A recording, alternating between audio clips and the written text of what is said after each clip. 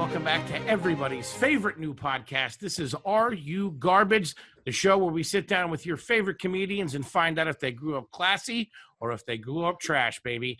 I'm your host, H. Foley, coming at you on a beautiful day here in Astoria, Queens, where the bodies are stacking high. I'm not going to lie, it's getting a little dicey over here, folks. My co-host hit the ground running the second he saw trouble. He was the first man on the lifeboat on the Titanic, coming at you somewhere in southern New Jersey. Our old pal, Kippy, Kevin James Ryan, everybody. What's up, buddy? Down here in Casablanca Studios yet again. Back at the hideout. I'm at my parents' vacation home in South Jersey, and there's definitely a lighthouse theme going on here, and and some signs that say, I'm looking at one right now that says, "Teach a man to fish, and he'll sit in a boat all summer." So that's kind of where I'm coming at. Trish Biggs. Good stuff. And that voice that you hear is our very, very, very special guest, our good pal. This gentleman that we have on the show here today is one of my favorite comedians. He performs all over the city. Anytime I see this guy's name on the lineup, I'm excited to be on the show. You've seen him on the Chris Gethard Show, and he was a writer for The Break with Michelle Wolf on Netflix. Ladies and gentlemen, that is all well and good, but we got to find out, is this guy garbage? Greg Stone, everybody. Ooh-wee. First of all, let me return and say, both of you human beings, when I'm around you, I just feel better.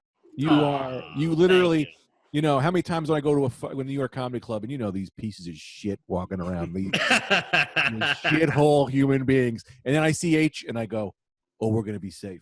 You're like the white light. Yeah. We're going to have fun, baby. We're going to have fun. We do. Kippy.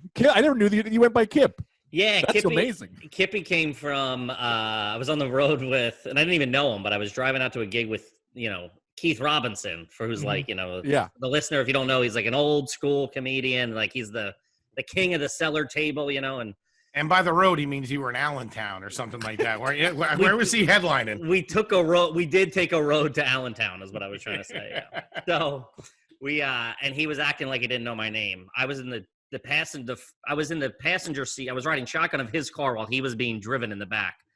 And he's just going, "What's this white boy's name? What's his name?" With a K, something short. And then he landed on Kippy.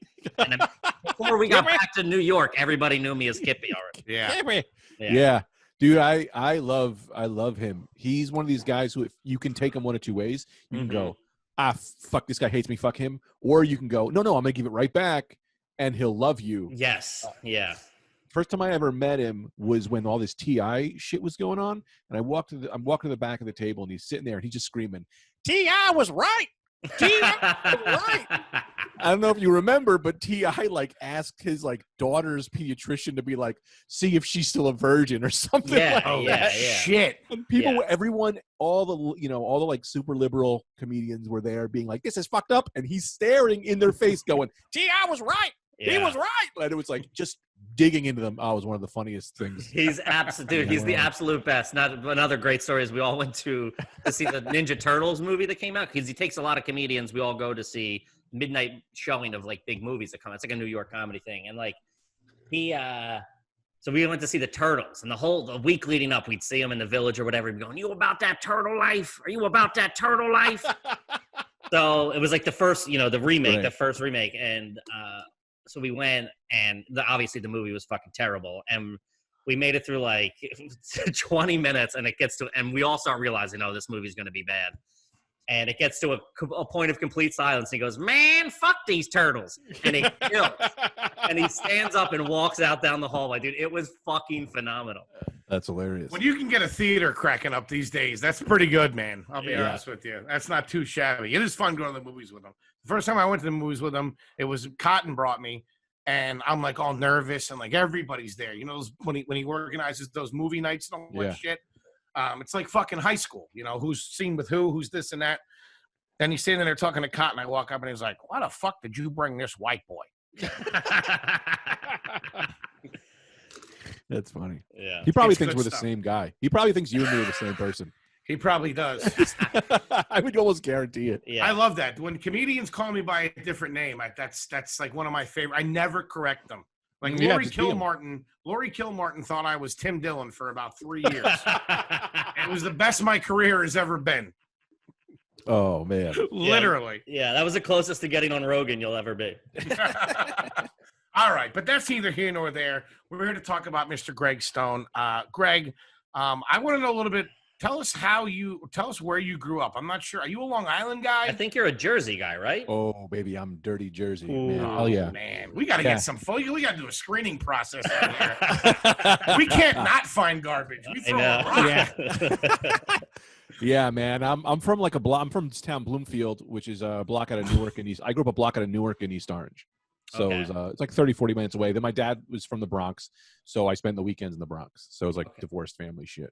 What was the house? Was it like an apartment or was it like suburban? What was the town looking like? I mean, it's like, it's houses. It was like a small house, but we lived very, very close to each other. Mhm. You know, like my next door neighbor, we had like a can and a string, and we would do that shit. Wow. Um, Nothing wrong with Yeah. that. That's awesome. yeah. What do you leave it to Beaver? What the Dude. fuck? We did it, and then we're like, this is stupid, because he could just hear me because I was speaking loud enough. Sure. He could hear me. And then we stole some 5-year-old Power Ranger walkie-talkies. and that's then we awesome. just sat and did that. And that kid was crying. I Yeah. was going to Yeah. say that was the move, man. You always wanted to have the walkie-talkies where you could talk to your friend on it when you were a little kid. That's Yeah. it. The houses were too far apart. You couldn't hear anybody. But that's fucking pretty sweet that you can pull that off. That's like something at a big. Yeah. That's real Goonies shit right there. It is Yeah. very Goonies. Love the Goonies. But wait, you said you grew up a block away from Newark?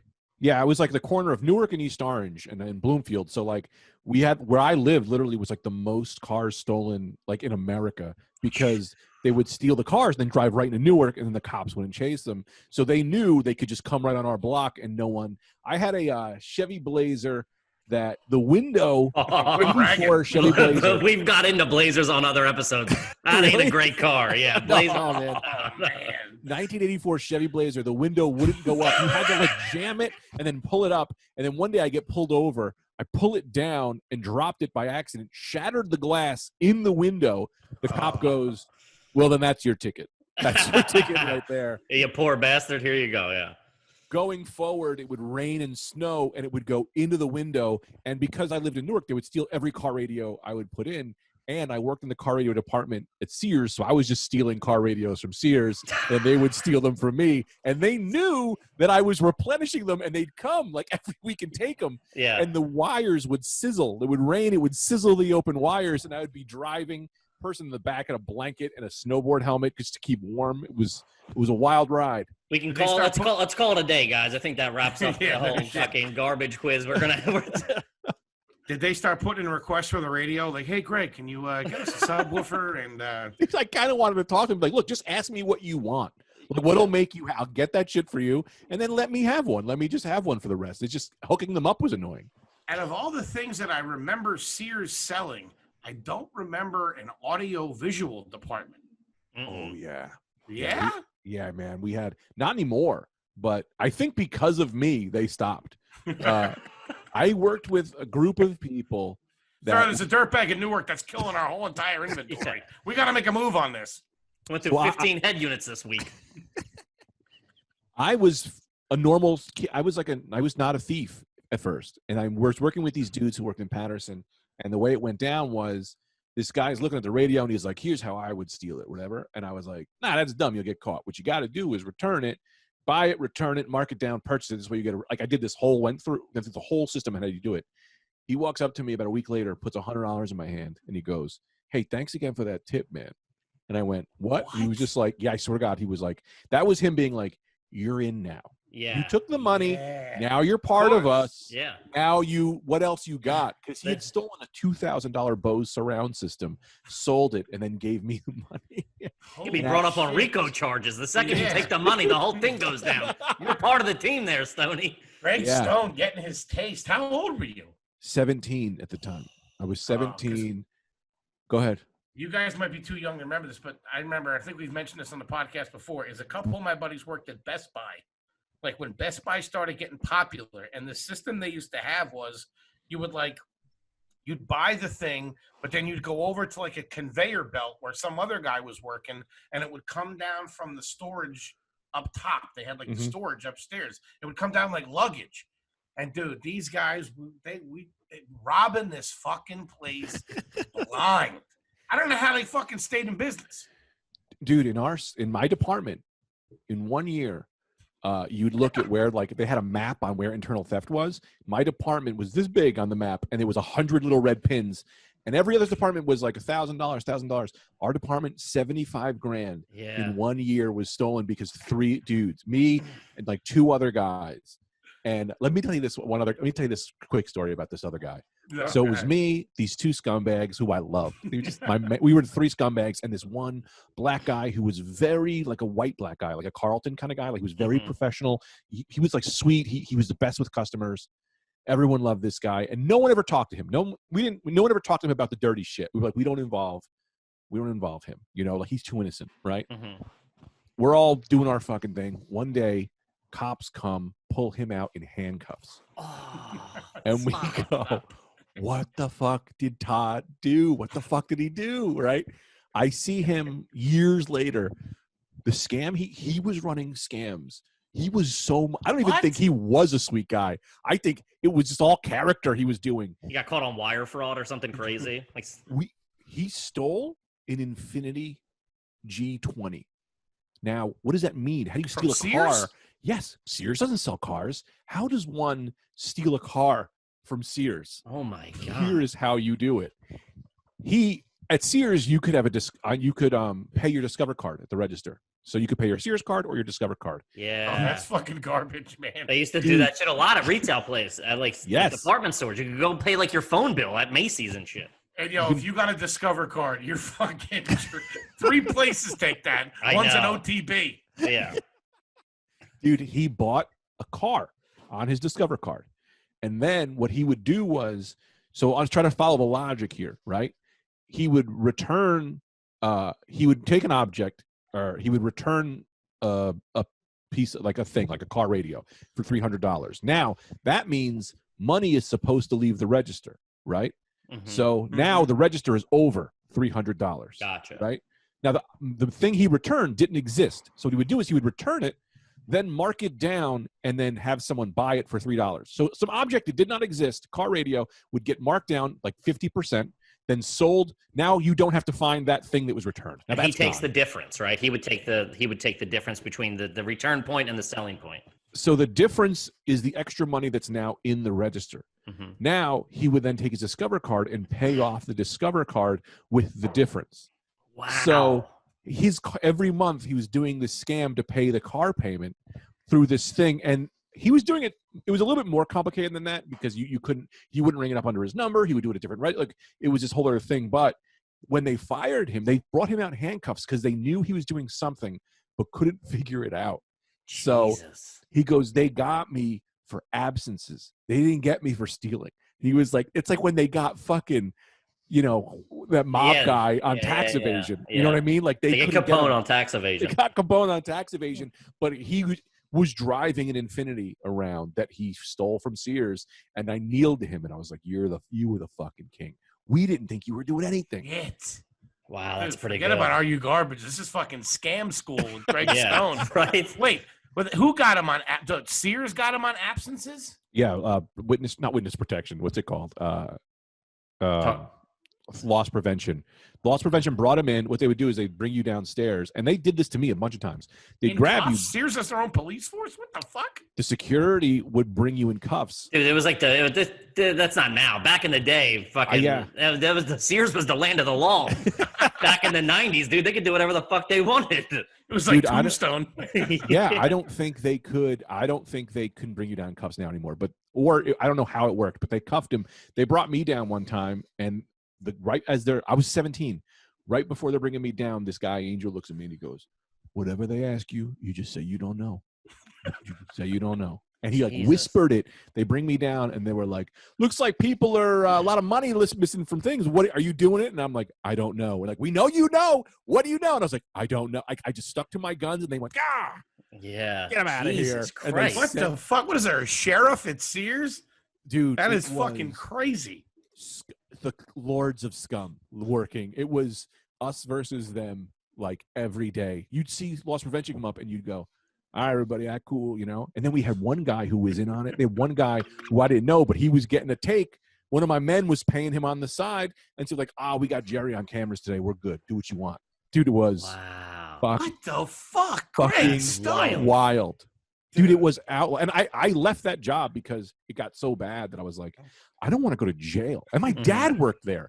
So my dad was working in the refrigerator department. I'm like, if I get caught, my father is going to know. It's like his pension is gone.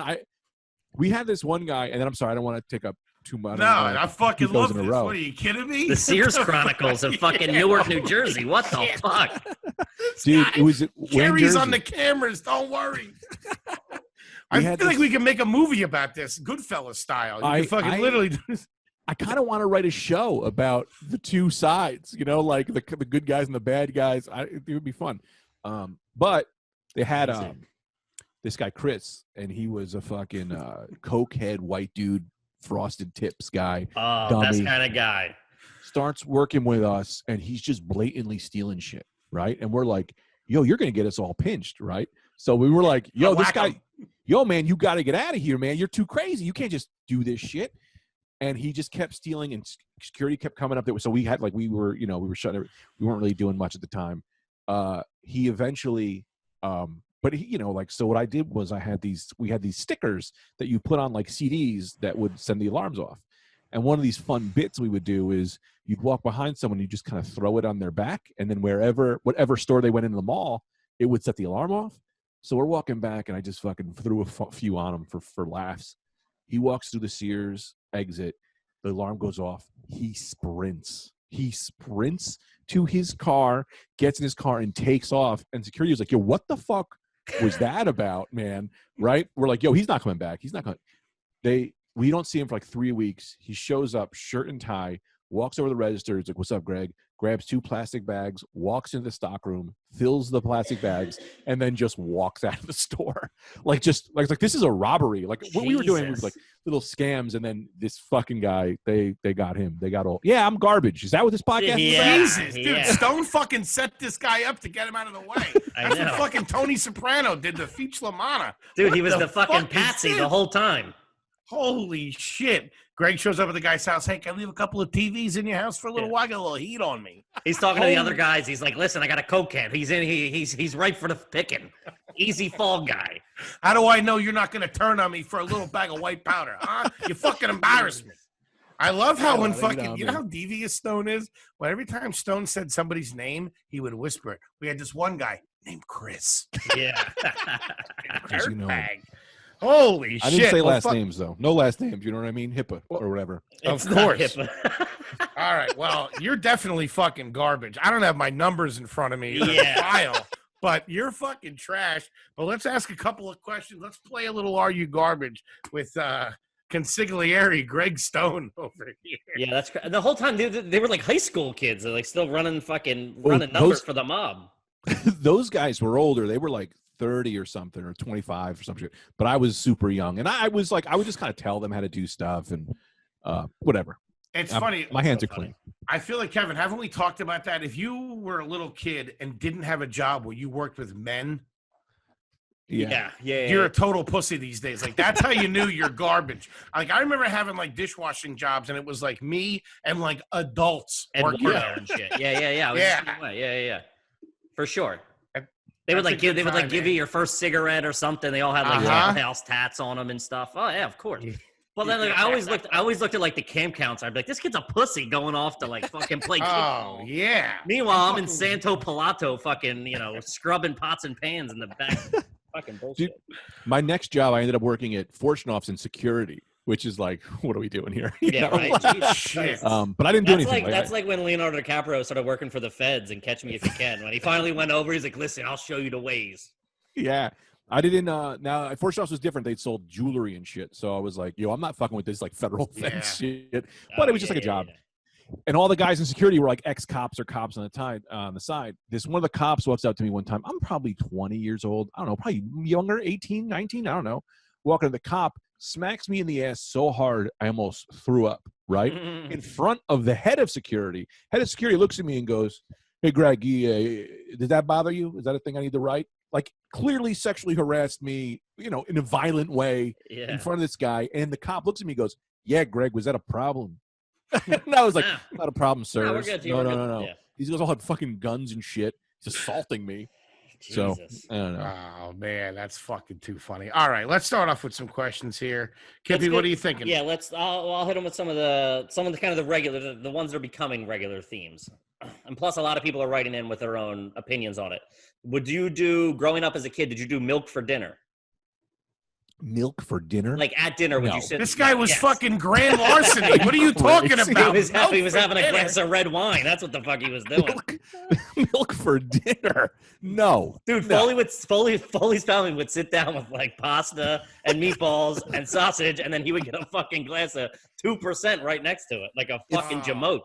The day milk hit the table on my stepfather would have called us all fags. He'd have been like, "Oh, fags drink milk." My stepdad was a cop, was a psychopath. Like, no, we were not drinking milk. We had soda. Good. Yeah. I did not know this about Stone, and I gotta say, man, we've asked the milk question probably almost every episode. That was the best fucking reaction. Yeah. For dinner? What am I, a cat? What do you mean milk for dinner? Like out of a saucer? You want me to drink this fucking milk? So funny. Yeah. No. Okay. It's fucking knocking over check cashing places. I'm asking if he drank milk for dinner. All right. What about in the house? Now, so you grew up in an Italian household, right? I mean, my mom was like mostly Italian. My dad is fully Brahms Italian, but my stepdad was a German cop, and he kind of was who I was raised by a lot. So where does the Stone come from? Stone is my mom's name. My mom is like 80% Italian, but the Stones are like, they signed the Declaration of Independence. There's like all fucking shit in history. I just use that because my real last name, Coraluzzo. Coraluzzo. That's such a funny last name. They don't hire me at fucking Sears with that name. They know. No. Wait a minute. Hold on. Did you say your family signed the Declaration of Independence? Yeah, Thomas Stone signed the Declaration of Independence, and he's direct relative to me. And you're stealing blenders at Sears. I think. Some American royalty you are, Stone. Wow. I fucking love it. You're getting taken out in cuffs. My parents signed the Declaration of Independence. This is fucking bullshit. Yeah, man. What about so it was kind of an Italian household. So your mom was old school in that regard, correct?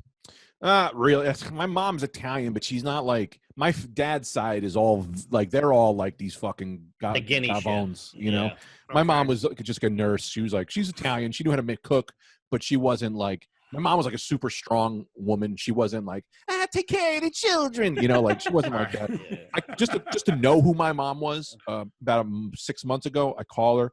I say, "All right, Mom, see you later. Love you." She goes, "Bye." And I went, "Ooh. Mom, you have to say I love you." Yeah. And she went, "You should just know." What am I, a pussy over here? Let's go. I'm finding out all the shit that made me a comedian like later in life. That's great. So was there ever any margarine or country crock in your house as a child? No. Oh, I was a big country crock household. Dude, that's garbage, man. Dude, that's latchkey kid shit. Country crock, Kip. It's so funny. I was so margarine and like Promise and like all those brands that I didn't even know. I still look at regular butter as like trash. I'm like, it's wrapped up in paper. Give me a lid. Give me a fucking airtight seal. What are we doing? Come on. Something whipped. I need something whipped over here. Let's go. My house, we didn't see a vegetable till my wife is a nutritionist. I didn't see a vegetable till I was 26 years old. Yeah, man. You know, we ate meat, we drank Coke, there was butter, and that's the fucking That's the 90s, dude. That was the 90s, was fucking stuffed crust pizza and wild cherry Pepsi. Wide open. Stuffed crust. Nothing wrong with a little stuffed crust. Ain't nothing wrong with that. All right. If you were to make chocolate milk, do you put the milk in first or the chocolate? Oh, yeah. Well, I have a system for this because I do enjoy a chocolate milk every now and again. You do the milk. Like a gentleman. Milk, and you pour the chocolate, and as you're doing it, you're stirring so you can regulate the chocolate first is stupid. How dark is that going to be? Dude, more and more people do that. Foley does the chocolate first. I think List and maybe Norman both did the chocolate first. People are writing in that they're like, if you put the milk in first, you're an idiot, which that's the way to do it. Milk first. I gotta be honest though. I think I used to do chocolate first every now and again. Now that I think about it, because I knew the level of how much it would give me. That's what everybody says. Yeah. What's the syrup though, Stone? What's the syrup? It was Hershey's. I was a Hershey's guy. Yeah, Gentlemen. Yeah. Okay. That's the bad. I remember for one time my mom got stuck on the generic America's Choice from Super Fresh. That Take shit a was fucking hike, that was man. like that was just might as well have been brown water, dude. That shit did not Dude. work. Hershey's is fucking legit. Why are all your questions dairy based? I don't know. I was just Finding out garbage is what kind of butter, what kind of milk do you drink, what kind of chocolate milk. So do you like churn your own butter, or what kind of you cage free eggs? What are you doing? All right, sorry. No, please, Skip. Go ahead. The last kind of one of the common ones is, so you grew up in a single house. Did you have a garage fridge or like a basement fridge, like a second fridge in the house? So we did, right? And this is why I thought I was rich when I was a kid. But we had a meat guy. We had a guy who'd come to the house. Of course you did, Carluzzo. What? Yeah, we had a meat guy, and he would give us a bunch of fucking meat. We had it in this downstairs freezer. That also in the freezer, you should know, was dead animals that my stepfather hunted. And above the freezer was guns that my stepfather used to make. He would take the M1 Garand, which was the gun they used in World War II. He would get the old pieces and he'd refurbish them and then rebuild them and then sell them. I don't know if that's legal. I don't know how in New Jersey you can sell guns, but he did it one time. So sorry to go. No. He grabs me, and I was like 7 or 8 years old, and he shows me the gun stock, and he goes, "You see these crosses?" And I was like, "Yeah." And he was like, "Those are the fucking Nazis that were killed with this thing," or some shit. And I was like, "All right, man. All right. I'm And gonna make some chocolate milk. I'll see you later. He puts. I'm gonna go back and watch Smurfs real quick. Appreciate the heads up on that. I see all the guns. He goes, "All of these guns killed Nazis. What have you done?" And I was like, "I don't know, man." And I go, "George, when it all goes down," he goes, I go, "What are all the guns for?" And he looks at me and he goes, "For when it all goes down." That is what he said to me. I was 7 or 8, and he goes, I go, "Hey, George, when it all goes down, do I get a gun?" And he goes, "No, but you can hold your cock and cry for your mommy." That is what he told me at 7 or 8 years old. And I was like, "I don't have a cock, dude. I don't know what are you talking about, man." I still don't, to be honest with you. What the fuck? Yeah, I have a wiener. Anyway. I still got a pee-pee. That was nuts. I got a little noodle. I don't know what you're talking about. Got a fucking linguine down here. We're talking about a cock. Holy shit, Greg Stone, this is unreal. I got one more food question for you. You have a choice between these two items. What do you go with? Sponge cake or pound cake? Man, this is a hard one because I don't know. I just got into these things as an adult, as a more elegant man now. George didn't put out a nice sponge cake with some fresh strawberries? You got to be kidding me. George doesn't George the sound Nazi hunter? Yeah. You didn't have a nice Entenmann's lemon pound cake on the table when company showed up? Yeah, that was for the apocalypse. Hey, don't touch that. Don't touch the devil's food cake. That's for the apocalypse. I'm hiding grenades in there. Keep them. Funny you should say that. George's main love was the chocolate Entenmann's donut. The yellow inside. Those were so good. Nothing is better than that, dude. I just walked by that at the Acme. A whole fucking end cabinet case of them. And I feel like they were right back to childhood. They were made for stepdads. Those things. That's the fucking stepdads get those for fucking Christmas. Those things. Yeah, they're called rich chocolate frosted donuts. That's what they're called. Yeah, they're so good. Ain't nothing rich about that. There's only poor people eating those things. Dude, you dunk those in milk, ice cold milk, and it hardens up the chocolate. Yeah, Woo! That was the only time milk was allowed at the table. Was when we would have those. George would go, "You can dunk that if you want." And we'd be like, It'll blow your hair back, baby. Otherwise, it was black coffee at the Stone House. Yeah, Dude, with dinner. 1985, first Christmas. My stepfather I meet my stepfather for Christmas. He bought us a gift. He bought me GoBots, which were the knockoff Transformers. Nice, love. I was GoBots. very, very happy about them. I open it. I go to hug him. He puts his hand on my head and went, "Men don't hug," and that is how I met my stepfather. Jesus, who is he? The fucking Marlboro man? What the fuck? Dude, spitting image, Sergeant Slaughter, the old wrestler. He looks okay. I got that's awesome. exactly like that man. That's He my was Uncle also a Larry. G.I. Joe character. Yes, one of my Yes. favorites. I I can love the picture- toy more than I love him, which is Yeah, crazy. That's great. I would love to see the scene of George going out in the 80s, a couple of days before Christmas, trying to buy GoBots. I'm looking for something called a GoBot. Sir, this is a Pep Boys. You don't have them here? I got this kid at home. Oh man. Oh, So funny. shit. Have you So ever I been would to go a sponge cake. I like a sponge cake. Sorry. Like a sponge cake? No, it's I think okay. so. Have you ever been to a petting zoo, Greg Stone? Have I ever been to a petting zoo? Oh, recently, actually. I went. Garbage? My parents moved up to. They moved to Pennsylvania, and now they have like this place. It's like the Tiger King shit. You know, it's like Billy's Bear House. You know. Oh man, You go that's in there and you can trash. pet some goats, and those are fun. Like I love that. Where in Bring your Pennsylvania? own What lunch area? meat. They live in the Poconos. They live Oh, in like cool. a place called the Hideout, which is they just moved up there like a few years ago to be Nice. alone. Poconos is clean living. I think the Bushes have a house up that way.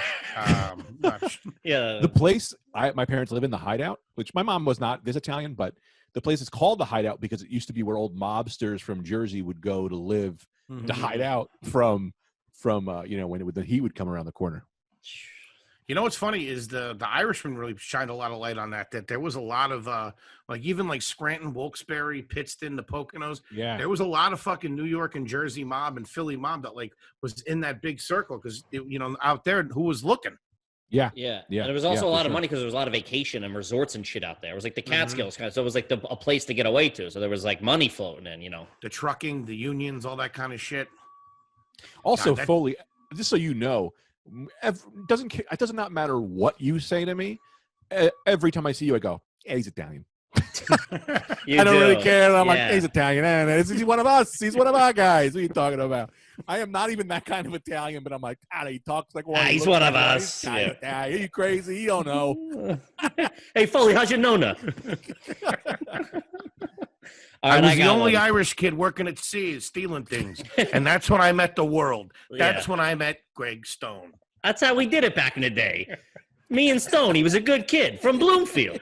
Slip me a C note. Foley, go steal that air conditioner. Bring it around back. Mr. Caraluso's coming by. That's the only person. You're the only person who ever said it right.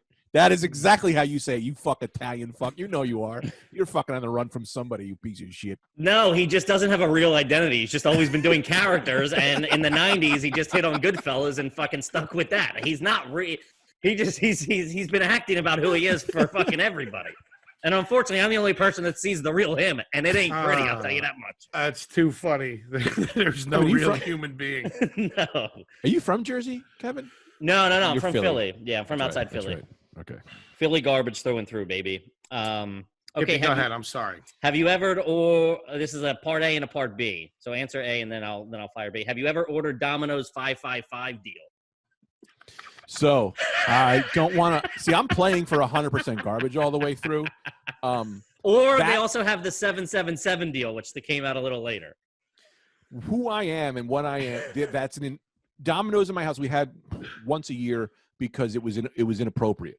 Mm-hmm. On the Italian house, we ordered from Amici's. Okay. Amici's Pizza was it doesn't matter. They could have charged us $100. My house was not letting Domino's through the fucking door. Of course. Okay. Of course. We had the real.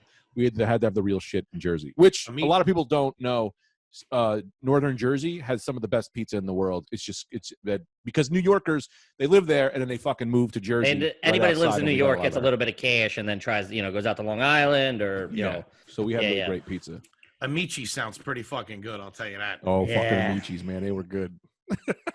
I got one here. Have you ever gone on vacation to Florida? No.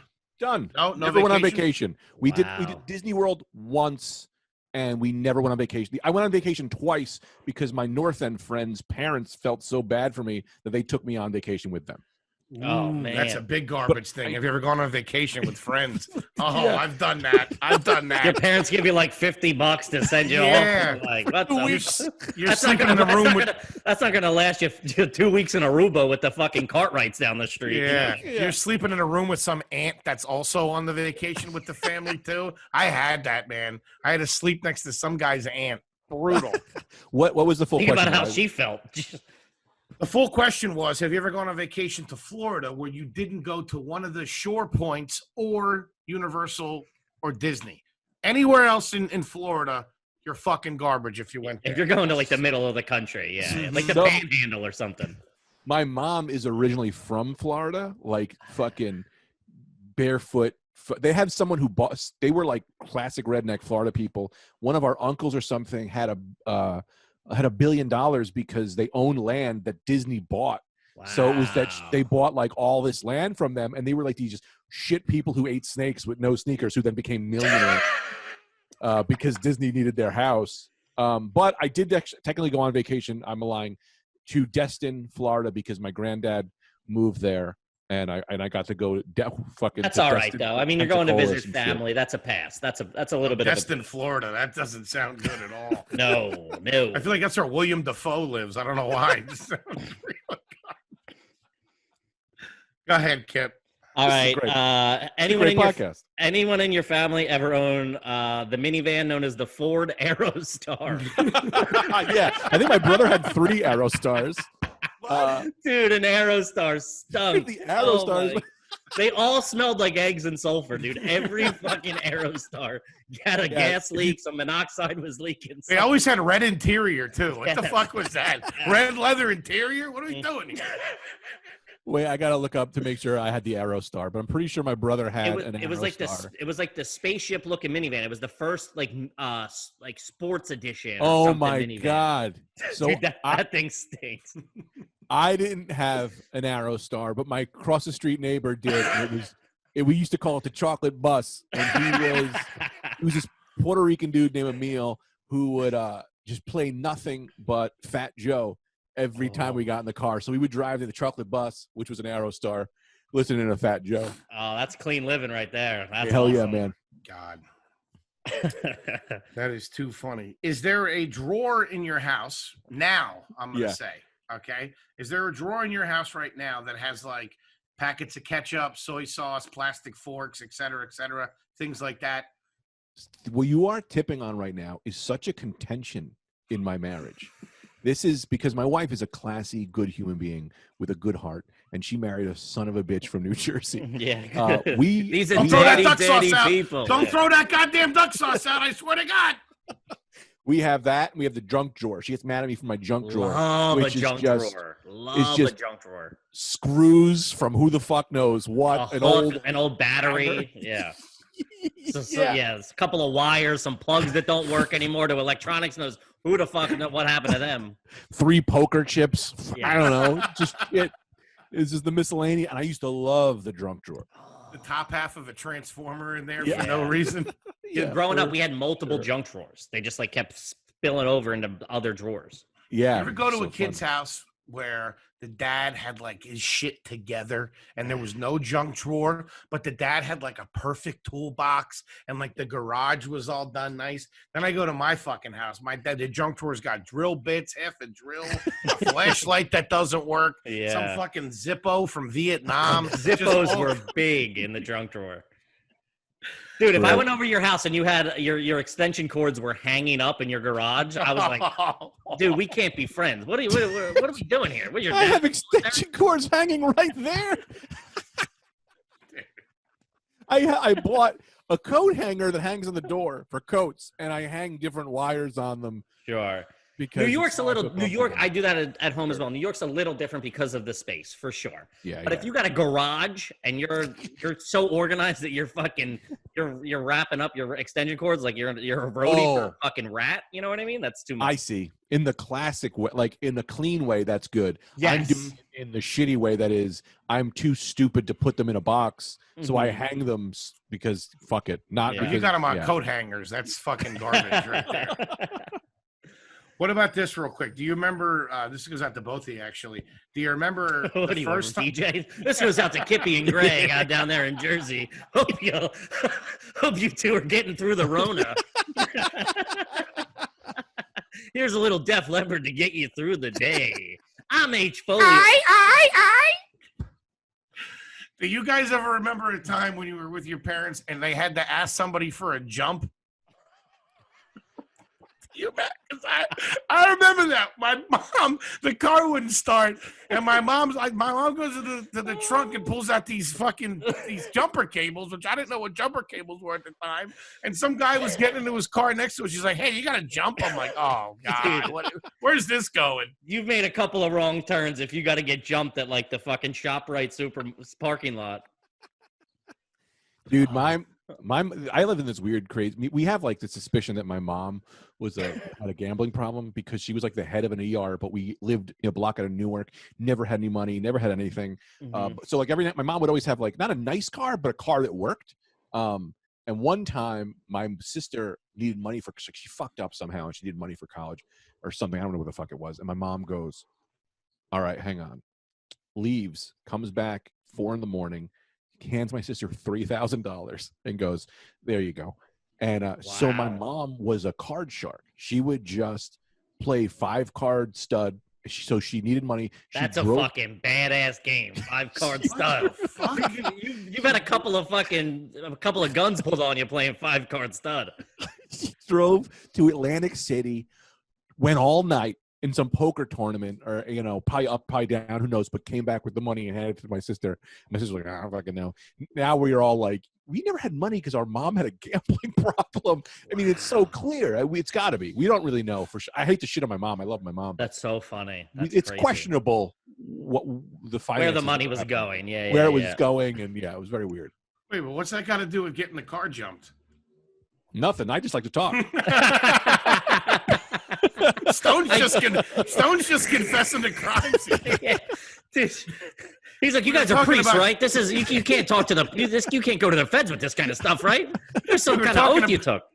We were talking about cottage cheese all of a sudden. He's like, "Yeah, so there my mom is in an alleyway doing craps." Yeah. Did you ever take a man's life?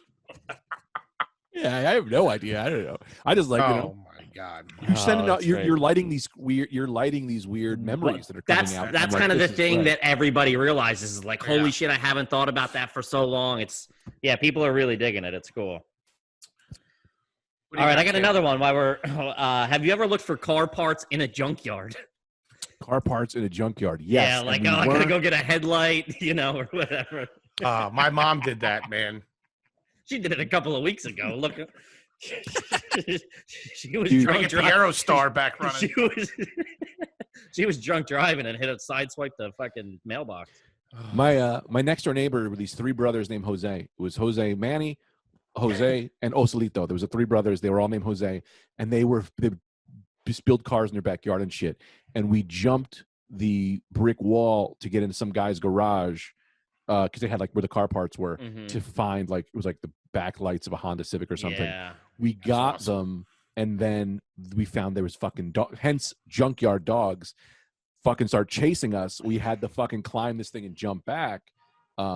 Just a fun thing. It was the back lights it was the front lights for my car. I had a Volkswagen Golf GL teal. It was the same color as this shirt because I just wanted one so bad. I wanted one so bad that I didn't care the color. It didn't matter. Yeah, I got hit in the front. And this is how they fixed it. I had no money to get this car fixed, so we jumped the thing to steal the lights. We stole the lights. Then to fix the front end of the car, my friend the Manny goes, "This is how we fix it. We don't need a guy." Tied a rope to the front end of my car, to the frame, tied the other end of the rope to a tree, and then slowly reversed the car, and it straightened out the front end, right? And then we literally fixed it ourselves, put the lights in. 3 or 4 years later, similar situation. I'm like, I know how to do this. I remember Manny did this. I tie it to the front, tie it to a tree, hit reverse. The whole tree comes down on my fucking car. Oh my God. Smashed the windshield. I told Manny, he was like, "Dude, you got to get a bigger tree." Oh my God. That's insane. Yeah, I was looking back, I was like, yeah, that was a little ass tree. So it didn't do too much damage, but it smashed the windshield. Owen hooked it up to a rhododendron in somebody's front yard. Yeah. Just ripped it right. That's too funny. I kept the plant though. It's actually a beautiful plant that my mom's got right now. Jesus Christ. All right, I got 2. So shout out to all the listeners. First of all, rate, review, subscribe, all that kind of business if you haven't already. We appreciate it. But people are hitting us up with a lot of fucking questions. And Is happening live? No. But I forgot to do they're emailing them and stuff. Oh, but sorry. No, it's fine. But the cops listening? Wait a minute, hold on a second. I thought we 3 of us were just talking here. What's going on? You scumbags, you fucking betray me like this? Any of you's wearing a wire? What's going on here? I don't know if we're gonna be able to get to all of them. Definitely not. Whatever. These are 2 from Drew. Have you ever hung out at a grocery store loading dock? Grocery store loading dock.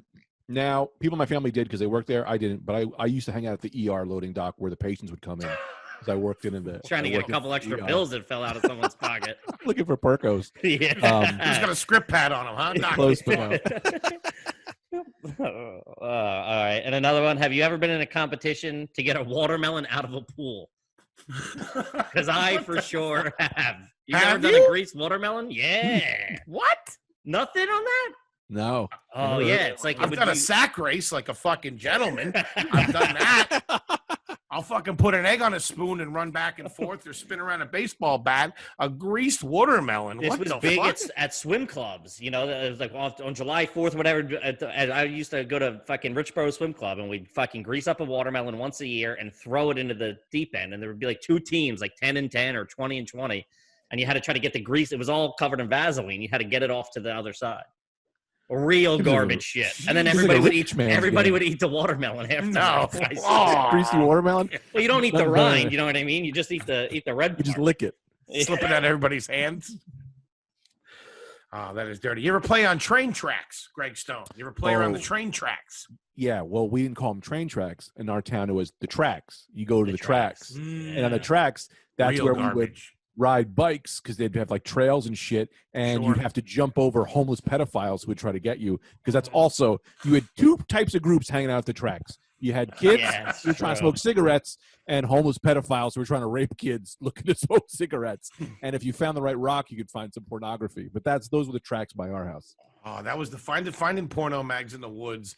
Man, that was like fucking finding El Dorado. That was fucking, that was every kid's dream. You pull over some piece of plywood and there was a couple of fucking cherry magazines. Like, whoa. Dude, there was a deli by my house that I walk into the deli and you'd see like the comic books would be down here and the top shelf was the porno mags. And then above the porno mags was this giant fan, right? To like, air out the building.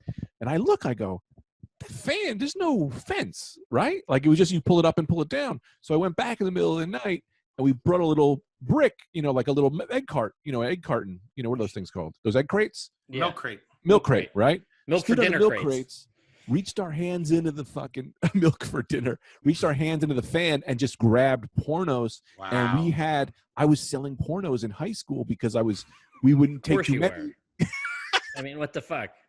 And then in college, I started producing it.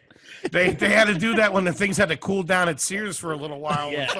When Chris was running his mouth. Do you remember the first one I ever stole was called Tushy Con Carn, and it advertised 1,000% anal. Oh my, I had a lot of anal. Oh, we had 1,000% anal in this VHS. It was a VHS tape. I remember that shit. Sorry. That's crazy. Oh, Jesus Christ. All right. I'm assuming this is a yes. Have you ever gotten cable from something known as a black box or a hot box? Oh yeah, the black box, man. We used to get WrestleManias on the black box. Yeah, black box was fun. clean living in the 90s, dude. Yeah. Maybe my one buddy had the Spice Channel. That was huge as a kid. Dude, I one time jerked off to the Squigglies. Remember it was Squiggly? It would get Squiggly. Of course. Yes.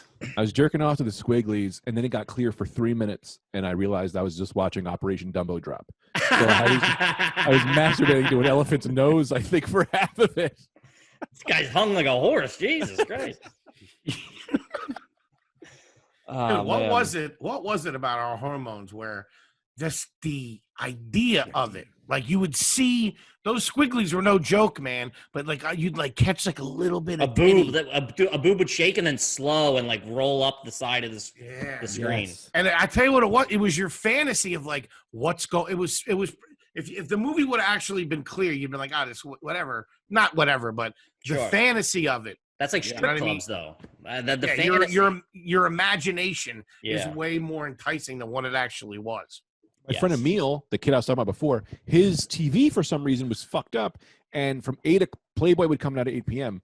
For some reason, he always got the first 4 minutes of Playboy because it would go from like the box, which is like a channel called which like videos, music videos and stuff. 8 o'clock, the box would be done, and it would switch to Playboy. But for some reason, he always got the first 4 minutes of Playboy for real. Like he got it clean. And so he would VHS tape the first 4 minutes every night. So he had this VHS tape of just the first 4 minutes of Playboy, and 90% of it was set up. They're not going to give you the goods. But the idea that this just was Playboy was enough for us. Yeah, dude, that's enough for me now, dude. That's fucking genius. What company is this guy running now? He's going to see a senator or Congress. That's fucking genius. We have no idea why his TV would just give you. It was just late. It was just the first 4 minutes. The squigglies wouldn't come in for like 4 minutes or something. I don't know what that was about. It's crazy. Crazy. Kippy? Yeah, I got one or two more here. Have you ever waited in line to shop on Black Friday? As a retail employee, there isn't a sale you could give me that I will degrade myself to doing that. Yes. I'm like, I don't give a look. I get it. You want to go fucking get your sale. You know, you want to shop for your kids. I'll pay. I don't give a fuck. I'll pay the money or I won't have the fucking thing. I am not. I worked on the other end of that and I refuse to ever do that shit. I would pay an additional 20% to not do that. You know what I mean? Yeah. To be like, I'll pay more than full price if you just bring it to my house. Yeah. Yeah. We used to like going shopping on the day after Thanksgiving on Black Friday, but for some reason it wasn't like that. We would just, the whole family, like the extended family, the cousins, would go to the King of Prussia Mall at like, 11 o'clock. We go, we hit the food court. It was like a fun day. It wasn't no way the first place the Foleys went was the fucking food court. Yeah, a little walk and roll in us, huh? You know what I mean? If you guys ever had an Orange Julius, that's what I'm talking about. Yeah. Dude, where are you? Are you my cousins from King of Prussia? They used to do a pizza place called Spinelli's over there somewhere or some shit. I know Spinelli's, yeah. I don't think I've ever eaten there, but I know what you're talking about. I'm like maybe 15 minutes north of King of Prussia. Oh, all right. Yeah. Just on the other side of Norristown, PA. Buxton County, is that right? Is that a thing? Bucks. I live in from Bucks County. My family's from Bucks County, yeah. Yep. I dated a girl from Manayunk once, and she showed me brunch. I was like, all right, I like this brunch business. Yeah, brunch. Yeah, brunch is a very Manayunk kind of thing. It's all like rich college kids. It's like where they get a job in finance and then move to Manayunk right after they graduate. George wasn't a big brunch guy growing up. You didn't do a nice little cantaloupe with a nice frittata. Yeah, maybe a mimosa or something. For breakfast, we had London broil. Salisbury steak for breakfast. Side of macaroni. Side of unsalted potatoes. Oh my God! I just got one last question. You're 100% might garbage. Be the most garbage that we've had on the show, and I say that with warmth. I say that with love. Of course. I don't know who else from we've had. Illicit, illegal activities to shady. I'm so proud of myself. I think Donnelly was pretty trashy as well. But Donnelly was pretty trashy. Yeah, his dad was like a bodyguard or a bouncer at a McDonald's or something. Yeah. I don't think people usually realize like the piece of shit that I think people look at me usually and they go, oh, it's just like a fun white guy from White Town, USA. It's like, oh, I was a real people off with a very long time. You throw people off with the comic books and the action figures and then all that kind of stuff. It really throws you off. I'm doing that now because I couldn't do it when I was a kid. I'm just getting to be the child I want because I had to be a man when I was 12. So now it's like, well, I'm gonna do all the toys now. Yeah, for sure. You can tell because Stone, you're very nice and personable, and hey, you walk in, hi to everybody. You're like very, guy. You're a great guy. You're a great guy, and I think it takes that a lot. Like you learn that from being like, oh, I was a piece of shit before, and I have associated with known criminals and like all this stuff. So like you live, I think when you have a trashier upbringing, you live more of a life by the time you're 20 than a lot of people. So it's like you realize you're like older and wiser, and you're like, I don't need to do all this. I'm just polite to everybody. These fucking chumps. Anyway, yeah, this is so much fun. You guys are great. My final question for you, Greg Stone, is: have you or any member of your family ever owned a timeshare? Because George sounds like a timeshare guy. So it's hard to say because we technically didn't, but we didn't have to because our neighbors did. And they had some kind of deal where it'd be like, I'll fix your car, you let us use a timeshare. And I remember going to the Poconos. It was like we literally. Oh my God! It was in the Poconos. Yeah, we had a timeshare in the Poconos. Which why? I mean, how shitty is that? It was. Never realized. Yeah, best way to spend $35 a year. Why would someone do that? I never said that out loud. We had they needed to go to this timeshare in the Poconos, and it was like a shittier house than the one we lived in and they lived in. Yeah. going to a worse place. But yeah, that's the closest I had with a timeshare. Oh, Greg Stone, you are absolute garbage, and I love you, buddy. Is there anything you want the gang out there to know? Like, could I tell them about my podcast? Is that a thing? Everything, Of course, buddy. Yeah. Dude, if you enjoyed me, check out my podcast, The Rad Dude Cast. And also every Friday night, I do Friday Night Greg. That's my late night show. It's live on YouTube. And you can also just watch the old ones on YouTube. Well, my name's Greg F. Stone and all that bullshit. Anyway, first of all, I don't really even care about that. You guys are wonderful human beings. Thank you so. I know I demanded to be on this, but it just looked like so much fun, and you guys are so much fun, and I missed you both. So it was nice. Man, thank you so much for doing it. It was fucking awesome. Thank you so much. Kippy, what do they got to know out there? Guys, first of all, thank you for all of the support as we've gotten this thing off the ground. I know a lot of Tuesdays are tuning in because they gave us the shout out on the pod, so we appreciate it. But please make sure you rate, review, and subscribe on iTunes, Spotify, Stitcher, wherever you listen to pods. And if you watch pods, we're on YouTube. Make sure you subscribe and you comment. We mix it up in the comments, all that fun stuff. And I'm at Kevin Ryan Comedy on all social media. Very nice. At H Foley on Ice on Twitter and Foleygrams on Instagram. Just to reiterate what Kevin said, guys, thank you so much. We appreciate all the love, all the support. Love going back and forth with everybody on social media. Please continue to support the podcast. Tell a friend, spread the word. Greg Stone, the king of garbage right now, buddy. You're fucking number one, pal. It's great. We're gonna have to have fucking like one. I don't know who we're gonna have to have on here. We're gonna have to get R. Kelly or something like that. Buddy, thank you so much. We appreciate you coming in, man. Thanks, man. Appreciate it. Ooh, baby. Hey, everybody out there, and welcome back to everybody's favorite new podcast. This is Are You Garbage, the show where we sit down with your favorite comedians and find out if they grew up classy or if they're a complete piece of shit.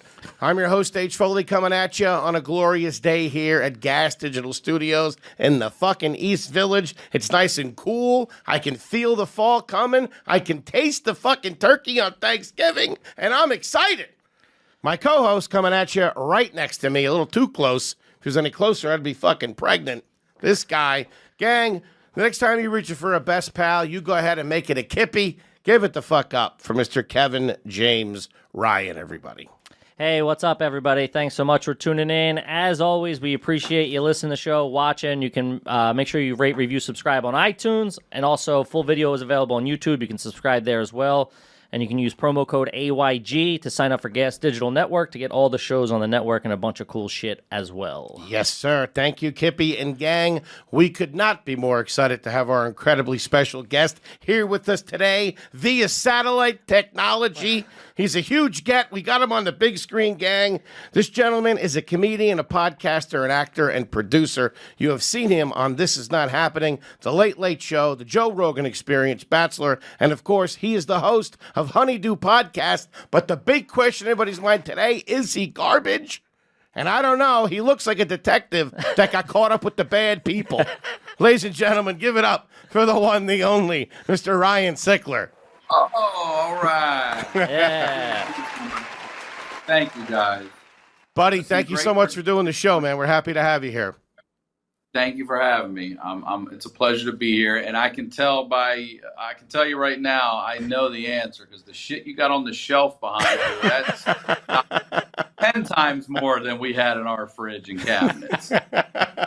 We just bought this at the bodega about an hour ago, by the way. And it better be here next week, I'll tell you that. You do look like a detective that would be on the take right now. I can say that. If I was a detective, you could definitely put me on the take. Oh, I would turn a blind eye to a lot of shit. Keep the neighborhood safe. That's about as far as I would go. But yeah, thank you so much for doing the show. So like I said, what we're going to do is we're going to ask you a series of questions to determine whether you're garbage or not. But before we get into that, I'm just curious, where'd you grow up? How'd you grow up? Give us the whole origin story, the backstory. My origin story. I'm originally from Baltimore. That's a tough one. He looks like he's on the shitter right now. I'm here in the studio in this damn sideways cam. Here we go. Grew up from Baltimore originally. Parents divorced, bounced around. Grew up out in the county, in Carroll County, Maryland. Split homes, mostly raised by a single dad. who worked. We were latchkey kids. I say we. I have a twin brother, fraternal twin brother, and a younger brother. So, 3 boys, basically being raised by a single dad. Mom's not really around, in and out, running around a little bit. They divorced just like summer of between 5th and 6th grade. We lived with my mom for a year. They decided to get back together. That for the kids bullshit. Yeah, that always works. Yeah. We're not going to need any questions, I'll tell you that. I like how he referred to it as the county too. Like I knew what fucking county he was talking. Yeah, down there in the county. You guys know fucking the county. There's one county. I love it. Yep. When you're God damn it. Hold on. I'm sorry. No, when you're from Baltimore, you're either from the city or they all ask you from the county, you from the county. So single dad, and then when I'm 16, my father dies of a heart attack. We find him dead in the morning. Our mom still is like, nah. His mom, our grandmother, comes to take care of us for a little bit. And then at that point, the state, we're minors, so we had to go somewhere. And we end up moving in with our mother, who left us alone. We raised ourselves from 16 all the way through school, my twin brother, myself. Once we turned 18, my mom kicked us out. She was never home or around. Jesus. So we moved in with my grandmom, the same grandmom, who was just awesome. I mean, just a fucking awesome woman. She dropped dead of a heart attack right in front of me at 19. I gave her mouth to mouth and CPR, and I did a good job. She was alive when she left the house, but did not make it. Holy shit! That's why on my Instagram bio, I'm 3 for 4 saving lives. Holy shit! He's got his record on the gram. Hey, those are all-star numbers. Don't feel bad. Hall of Fame Dude, numbers. That's good. Holy shit, you're like fucking Superman in my book. I was going to lead off to see if you ever had Lunchables growing up. You hit us with fucking the Shameless rewrites. Holy shit. That's a fucking tale. First of all, I'm sorry that happened to you.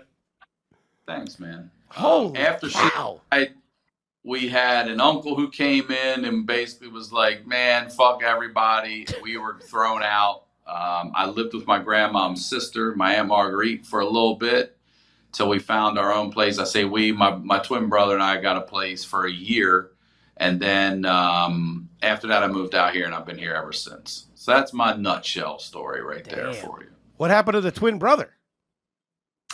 He currently lives in Delaware with his wife and my niece and nephew. He manages an auto salvage company, so he's in charge of all the aluminum recycling, all that. He can get you a headlight if you need one, for sure. Buddy, get this down into a treatment. I like it. They do crazy shit, like those. You see those tractor trailers go down the road with the cars all squished down on them. Yeah. Shit. He does that. Then they'll take those cars, they'll bring it to his place, they melt them down into these aluminum pallets, and then they sell the aluminum for profit. And then it basically goes overseas, and they make Bic razors out of it, and it comes right back. We pay $40 and fucking razors. That used to be a Buick Skylark. The classiest of the Buick, by the way. Something in a 4-door, please. Not garbage. He is a scientist for the government. He's not in the Army, but he works for the Army in Maryland. He's married with 3 kids, actually, now. Let me ask you this, because first of all, I would never have had, I was raised, I was babied my entire life. I would never have had the wherewithal to overcome shit like that, which is fucking amazing and commendable to all 3 of you, especially all 3 of you are successful and doing good. But does something like that experience, like, would you say that you guys are super close now and try to create a really strong family environment for, like, your nieces and your nephews? Or are you guys kind of scattered? Well, a little bit of both, honestly. We are. My brothers and I are very close. We talk all the time. And any of the kids' moms will probably tell you we're a little harder on the kids. but it's also because we know that at any fucking second that shit could be ripped away from you, and you better fucking step up and be somebody, and not just a stick, not just a fucking, loser, not just a glom on. So my twin brother started before all of us did. So my niece and nephew are now, God, I think 13 and 11. My younger brother, my daughters will turn 6 in October. My younger brother's kids are 7, 5, and he's got a 1.5-year-old. So those kids are much closer in age. But yeah, we I'm still friends with my cousins who were 10, 15 years older than me. So it's harder to do that when I'm out here because I'm in California. They're still and my one brother's in Delaware and the other's in Maryland. So it's close, but they need to be closer.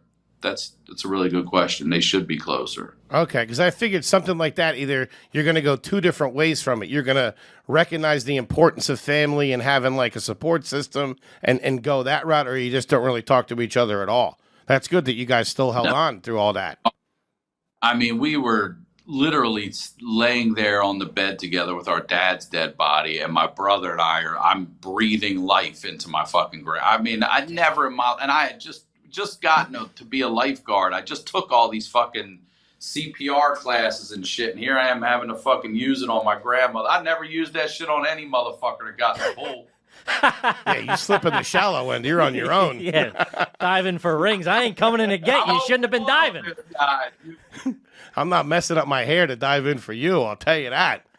So when was it completely... And what kind of shock is that? Like when you're a kid, when like your mom splits like that, like when was it normal up until you said 5th, 6th grade?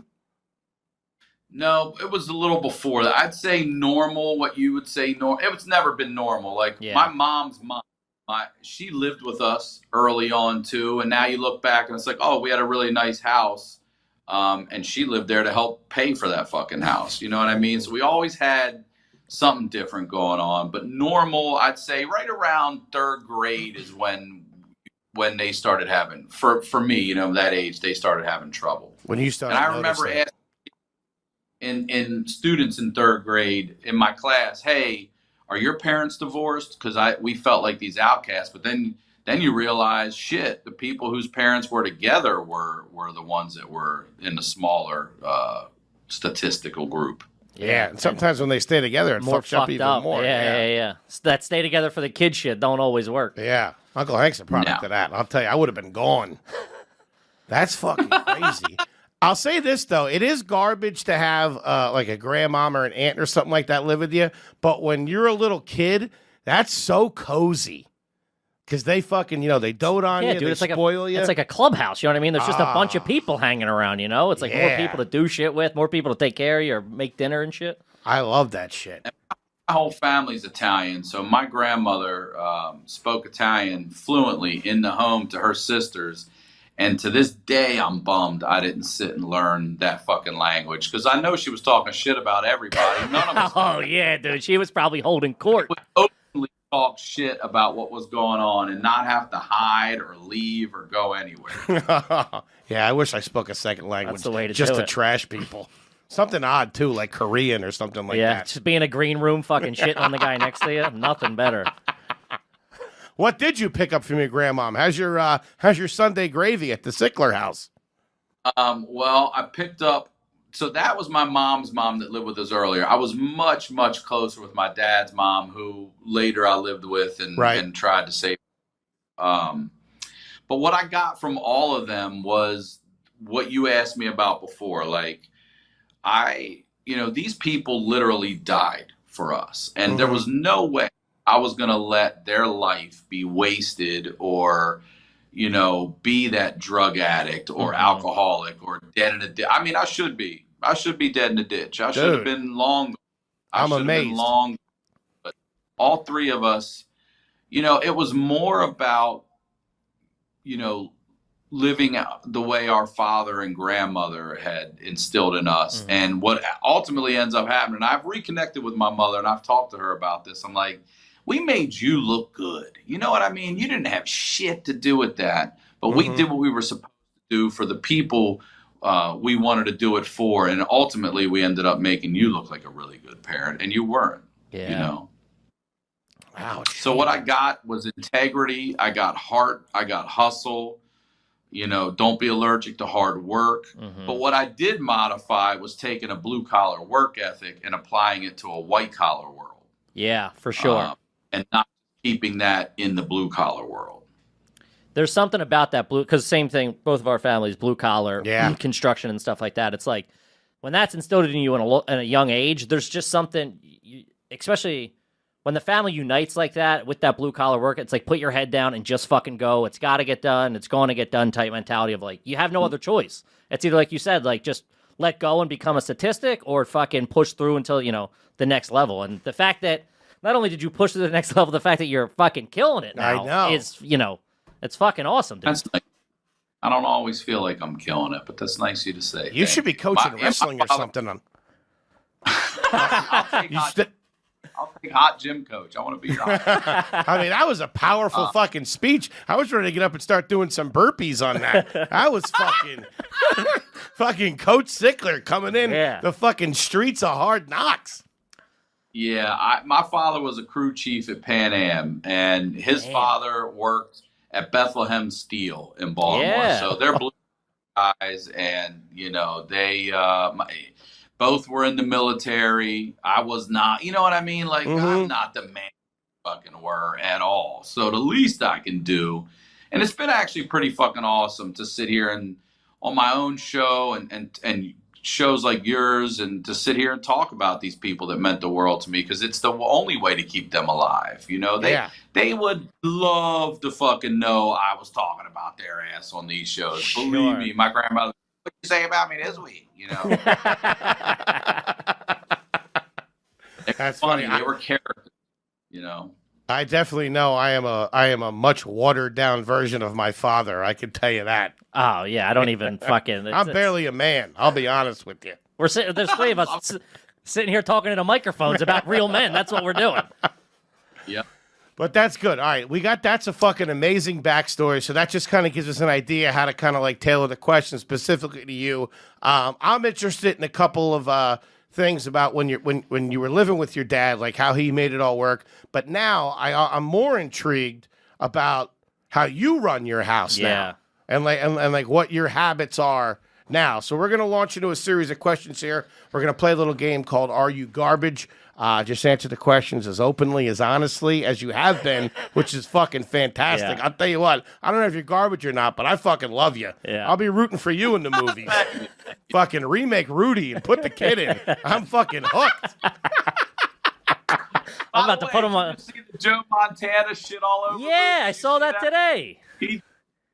He said, was he carried out on people's shoulders? Yeah, by three of the pranksters on the team. Yeah. He just shit all over it. He's like, dude, he popped that Rudy bubble. If you, really? He took all the Hollywood out of that fucking movie real quick. He sure did. He shit all over that. He's a Notre Dame guy too, I believe. He was on the team, Yeah, I think. yeah. Or, He like was on there. he was there. That's what he was saying. He goes, "That's all bullshit. They put him in for 10 seconds. He he recovered." was on that fucking team? That's what he I didn't said. know that. That's what he's saying. I mean, that's the thing. He's going, "I was there. It was all bullshit." Yeah. And I banged his girl afterwards. Fuck him. Yeah, Joe Montana's got to take this win. What the fuck, Yeah. Joe? Relax. Right. You gotta, come on, Joe. Put your Skechers on and stuff. More of a Dan Marino man myself. I'll Yeah. tell you what, pair of isotoners around the holidays. Holy shit. Also, too, obviously, you're free. You know, your background's a little checkered. You know what I mean? It wasn't all fuck. You didn't grow up as like a Rockefeller. You know what I mean? You know? Yeah, that's not going to determine whether you're garbage or not. But you have those roots. Like you were definitely, so you have garbage roots, and we found out, regardless of money, of fame, of success, there's only so much one generation can do to shake the garbage out. You know what I mean? Like. Your kids are going to be a little bit better, but they're going to still have tendencies. So it's interesting to see what you've been able to shake. Maybe you got even more trashier with a little bit of cash. You Ricky Bobby did. Who knows? Let's see. All right. Are you married? Are you married now? I am not. I was engaged originally. We broke it off. Well, she broke it off. And I have a 5-year-old daughter. I've been a single dad for the last, she's about to be 6, so the last 5 years. Your daughter lives with you. We have 50-50 split custody. Nice. I will not fuck Yeah, there's no way. Of course, I got you. Okay. All right. How do you want to start this off? What are you thinking? I think we still got to go with the basics growing up. Let's Okay. go back before there was trouble. Just to get an idea, what was the name of the street that you grew up on? I know you moved around a lot, but the first street. The house that I told you about that I'm not going to include the city. I'll include when we got out to the county because that's county, where baby. that's where we planted the flag, stayed out there. But that would be Iron Gate Circle. Actually, it was a circle. A cul-de-sac, man. No, that's what I didn't know this either. It was a loop. It was we called them courts where I came from. In Maryland, a cul-de-sac was a court. Go play in the court. But a circle, which I'd never even known either, was just like a horseshoe, and it went from one side to the other side, and they called it Iron Gate Circle. That sounds pretty classy. Sounds pretty classy, man. Iron Gate That Circle. just bumped up the story. Corner of Iron Gate and Bartholow. That was the corner. That sounds pretty ritzy. Sounds pretty nice, man. It all went downhill from there, bro. Oh man, those were the days, though. Now I picture you guys fighting over your dad's estate and shit like that. That was my pipe wrench, motherfucker. What kind of house are we talking? Was it like a single family, duplex, apartment? No, this was a house. This is why it was my favorite. This was before shit hit the fan and we ended up in the apartments and all that shit. This was a split level. You walked in, you could go upstairs to like a nice, so I don't know houses enough, but it was a whole like parlor area with the kitchen, walk-through dining room, up another level to 1, 2, 3 bedrooms. Yeah. One of those bedrooms had a full bath. There was another full bath in the hallway. When you walk in, to the right was my parents' master bedroom. Downstairs, again to a basement, and then ahead was the whole living room. Huge yard, like riding mower yard, garden, shed built, all that. Like, you gotta have a taste of it for a little bit before you realize how shitty it's about to get. Yeah, that sounds like a good slice of America right there. Nice it does. The only thing working against you on that, you got the yard stuff like that, but I'm hearing too many levels. This is like an MC Escher painting, and the kitchen on the second floor. Yeah. Ooh, that's a tough one right there. Yeah. That's a little garbaggio, my friend. And the master bedroom on the first floor. Basement was not done. Basketball court in the driveway, right in the driveway. You had to move cars to play. That's the best. Did you have a chain net or was it a mesh net? It was a mesh. All right. You start the chains, it's fucking street ball time. Dude, those were at all the playgrounds because everyone kept taking the fucking they had to bolt them down. Yeah. Dude, my mom still to this day, I think I mentioned on here before, still has a chain net in our fucking driveway. It's like fucking Rucker Park in there. Yeah. Dude. It's wild. There's nothing worse than playing a pickup game with no fucking net. You feel like you're in the prison yard, man. Yeah. Rust rattling off every time. Yeah. A chain net swish sounds terrible. Oh, yeah. It sounds like two knights fighting in medieval times. Sounds like someone's getting stabbed at lunch. Holy shit. All right. Okay. And what about another basic here? All right, so we got the street. What was the name of the grocery store that, let's say, your dad went to while he was trying to keep it all together after your mom was gone? That would have been George's. It sounds pretty nice. Respectable. I don't know it. How was your pop in the kitchen?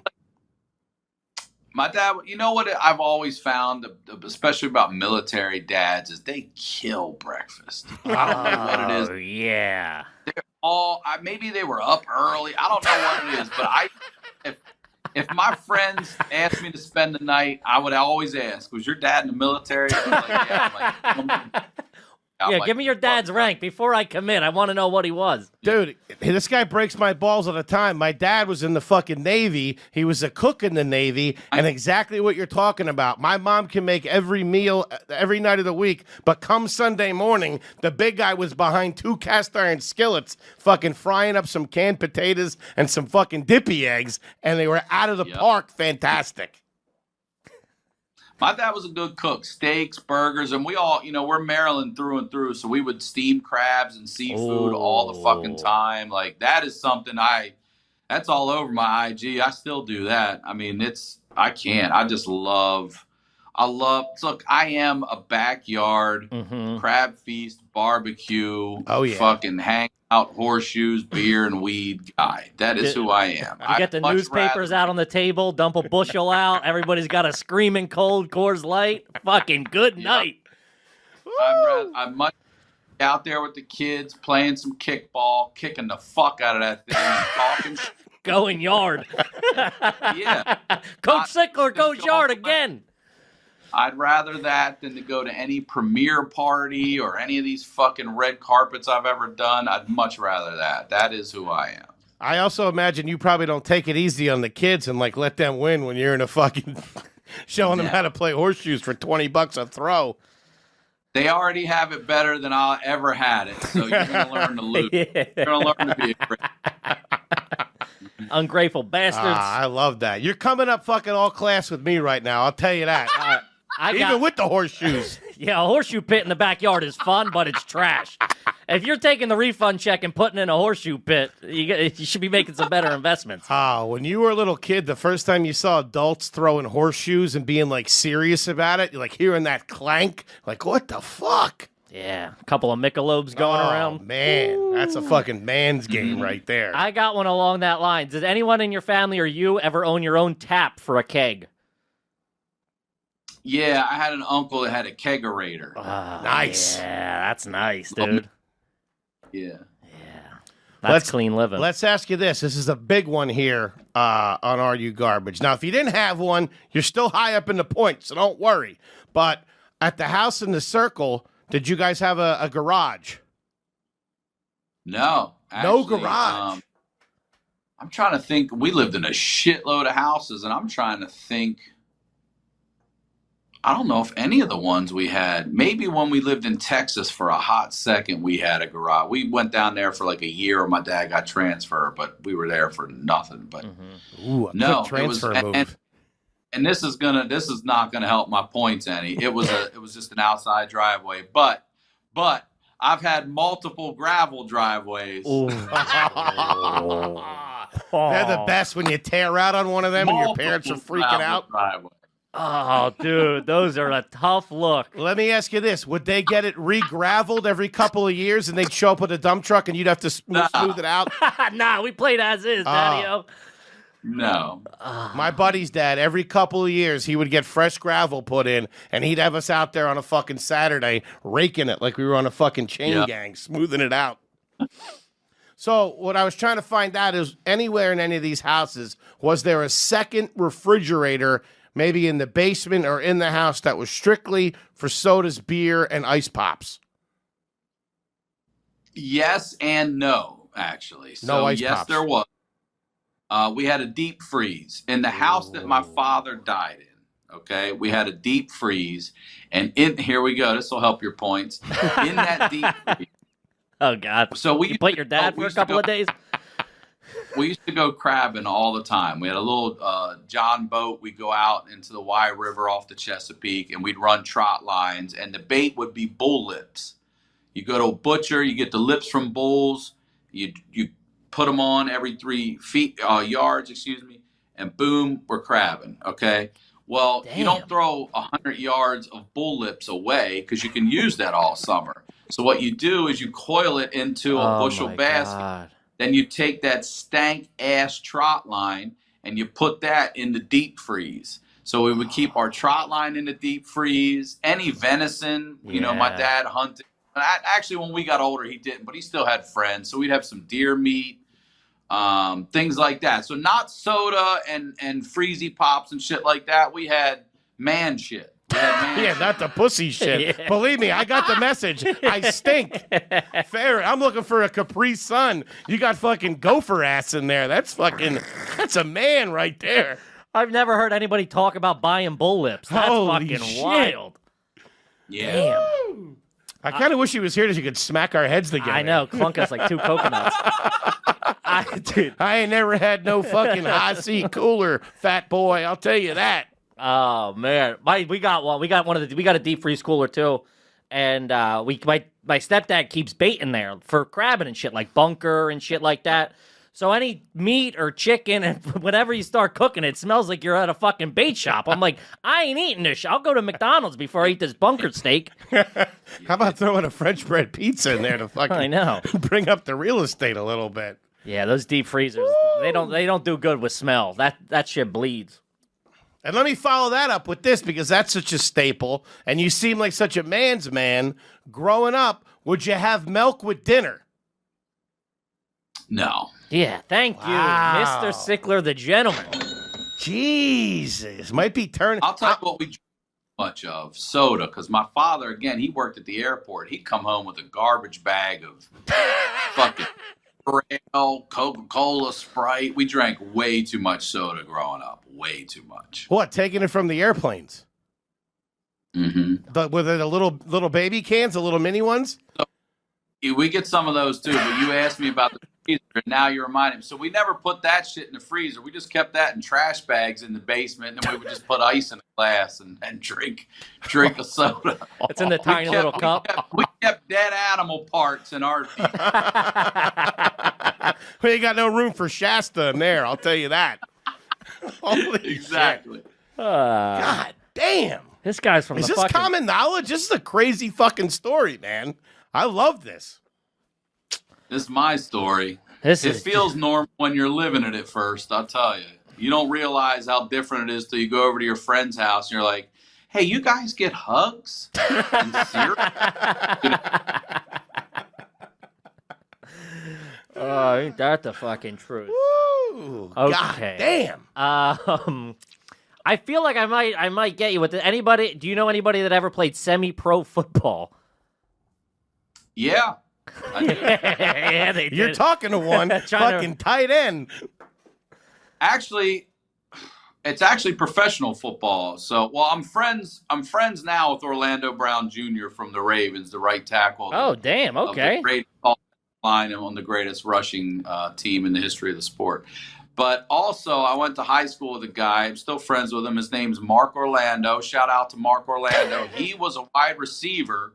So, long story short, Baltimore loses the Colts, and we get a USFL team called the Baltimore Stars. Right. Well, the Colts had championships. This is why Baltimore is the greatest football city in the history of football. He's saying that like it's not even close for debate. This is fact. And when I go through this very quickly, you will be like, you're right. Okay, we had the Baltimore Colts, who predated Super Bowls. They won NFL championships. They also won Super Bowls, okay? Super Bowl. They went to Super Bowls. Johnny Unitas, right? Exactly. Then also in 1970, they won. So then they leave town. We get the Baltimore Stars, a USFL team.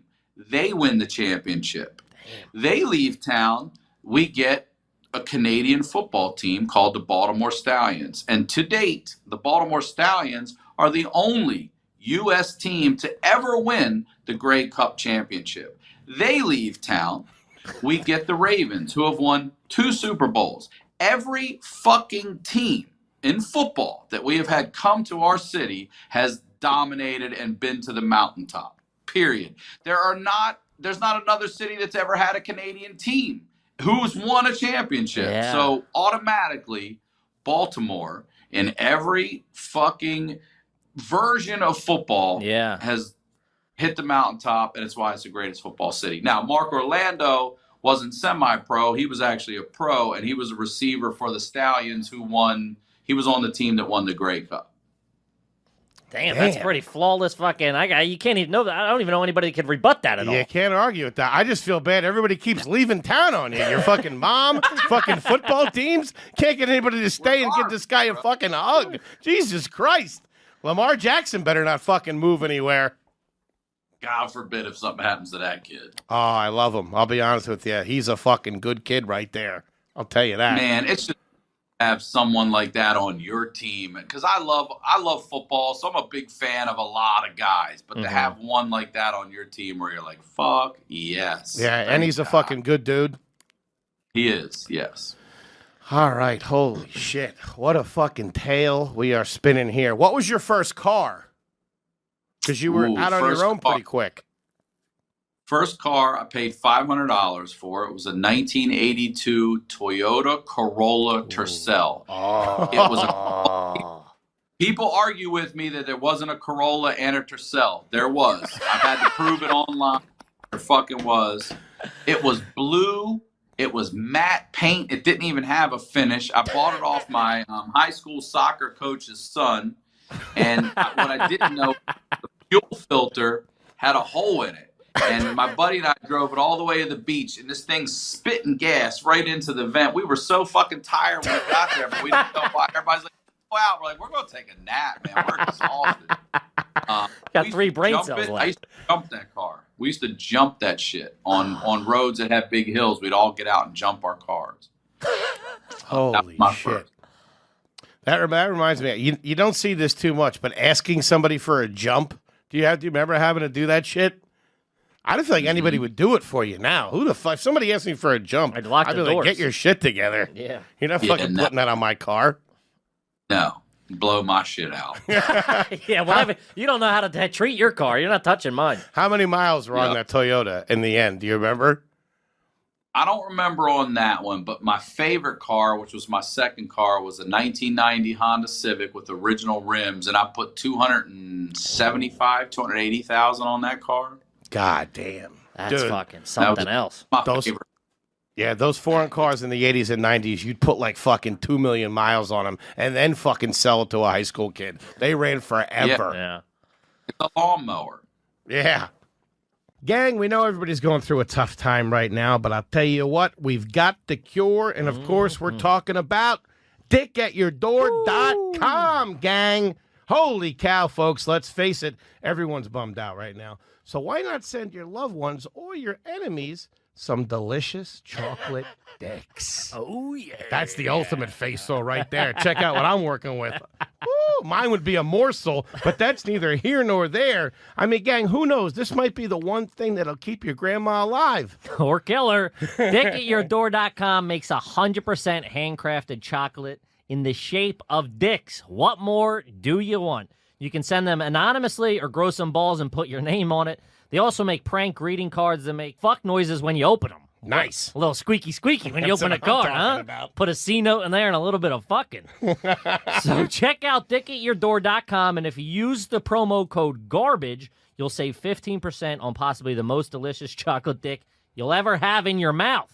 Unfortunately, we can't say the same about Nana. You know what I mean? Yahuwah. Gang, once again, that's dickatyourdoor.com and use promo code GARBAGE to save 15%. Now back to the show. Kippy? Okay. Have you ever saved... Let's see here. Actually, any of your family members ever own a pontoon boat? Wait, say it again? Any of your family members ever own a pontoon boat? Oh, own one? No. Yeah. Nobody's ever owned. Fucking partied on one. Hell yes. Oh, I've definitely partied on pontoon. Dude, nothing's better than a couple of cold 30 packs and a pontoon boat and high tide. Good night. Take that thing out in open waters. Try to cross the channel with it. It's by far the trashiest boat. The funnest, but the trashiest, because it's just for people. You can't fish. Yeah. You can't, like, water ski on it. It's just for people getting fucked up in the bay, and it's awesome. In the shade. Yeah. In the shade. Yeah. Some of them even have toilets on them, like the pop-up, you like shit in a bucket. My brother, when I first moved to California, he thought it'd be a good idea to buy this shitty RV. I mean, it was a shitty RV. He was so stoked to drive me across country in it. We're going to put an extra battery in it and play PlayStation. I was like, this thing ain't going to run, dude. I think I can make it out of the county, dog. PlayStation. It didn't. It never went anywhere. Oh, that's fucking... I love the dream, though. I'm going to get this. We're going to get a fucking PlayStation and cruise. You got to love the dreamer mentality. That's so funny. That's like a Springsteen song. We're getting out, baby. Gonna get this RV, get this camper popping, and go. On a personal note, we've been going over, this has been a big controversy this week on Twitter. How do you feel? Because I want to know what all this has done to you and like what your habits are like now. Do you feel it's garbage to brush your teeth in the shower? No. I don't. Nice. I don't.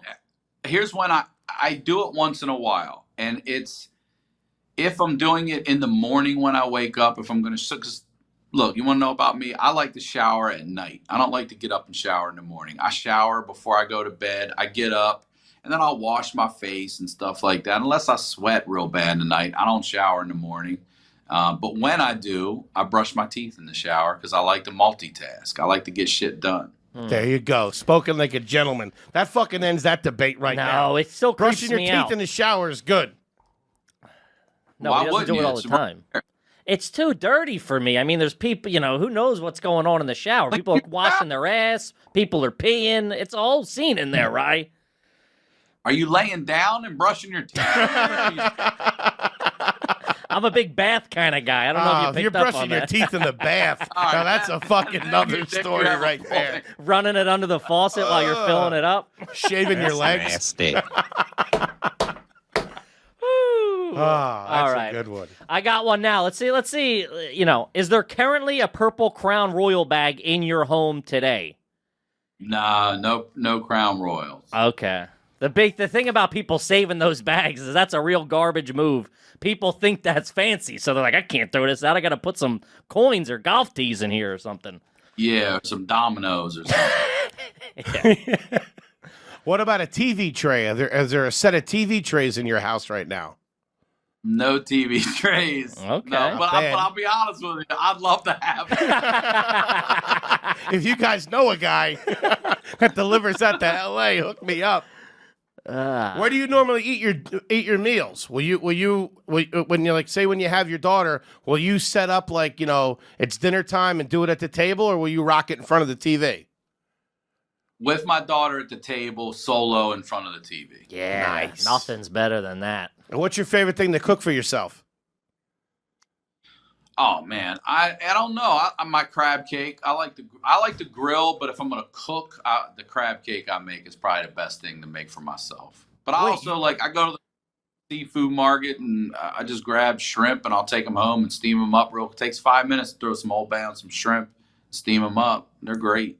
Little beer, a That's little pretty water. classy. You grill for yourself? Yeah, I love to. I'm just saying when you say cook, I grill more than I cook. You know what I Okay. mean? I don't bake. I'm not a desserts guy, but See Sickler in there making a bundt cake. Italian. I'll bake some pasta. I like to take Fra Diavolo spicy sauce, put it in a little baking dish, and then cover it with some Italian seasonings and mozzarella and shrimp, and make shrimp Fra Diavolo like that. I like that spicy. Damn. I think this guy's all fucking class now. Me too. That's fucking two big I points can do right a there. My A man. little bit. I If you love have it. enough self-confidence to fucking grill for yourself, that's a man right there. I'll tell you that. That's all right. I got one. Sorry, what was that? I was saying it's easier. I just think it's easier to throw something on a fire and cook it real quick. Yeah. No, I got you. I would just order Chinese and sit there like a big pig and watch fucking The Office. I Yeah, do well- that too. I do that too. Foley, well, if you're growing in your one-bedroom apartment in Queens, I think there's issues. What kind of jarred tomato sauce will you buy? And will Jarred you? tomato sauce. Yes, I will. And I really, really, really love Rayo's. What? You got They're the- Rayo's money? This Holy guy- shit, this guy's rich. They're the one I will go for. And if you look That's at their class. ingredients, and they're the best. I mean, they've taken the stigma out of fucking ragu and all Yeah, that. bull. that's shit. the Cadillac, dude. That's the Love a Cadillac. Ragu. Nothing's better than that. I'm Damn. always my mom would never have bought Rayo's because it's fucking like $10 a bottle. And I get pushback from my girl when we go into the grocery store if I try to spend a little money on fucking pasta sauce. But Rayo's I always had a stigma with because I knew that they were fucking overcharging us from the jump. They are. I mean, that's like $10-15. And you start getting in the fucking vodka sauce, you got to write a check. It's like, what the fuck? Got to start Dude, moving some things awesome. around. You get a picky eater as a child, right? She loves this spaghetti, but I've convinced her mom and I have convinced her that this one Rayo's sauce is the sauce at the restaurant. So that's the only fucking sauce she'll eat. But I'm all right with it because it's two of us going at it. You know what I mean? And I don't do pasta that much that a $9 bottle of sauce it's all right. I make that shit stretch. You know what I'm saying? I'm using it in pasta and in the shrimp. I'm making it stretch. This guy's versatile. I've not forgotten my garbage roots. You're all class nowadays. Do you put a little bit of water in the jar and shake it up to get the last little bit? I don't. Really? I got a rubber scraper. Those rubber scrapers they'll get everything out. This guy's fucking classy. I know, man. Holy shit. Right, dude. Rayos. Nobody's ever responded with Rayos. Yeah, Rayos off the fucking jump. You got your act together. What grocery store do you shop at now? Ralph's, just mostly Ralph's. Okay. All right. I'm loyal to the grocery store that's closest to me, to be honest. You know what I mean? Yeah. Yeah. And Ralph's is right up the middle. Mm-hmm. Okay. How do you feel about the rotisserie chicken at the supermarket? Will you dabble in a rotisserie chicken? You like a roto? I like a roto, but I've fucked with it only a few times from the market. Yeah, it's good to.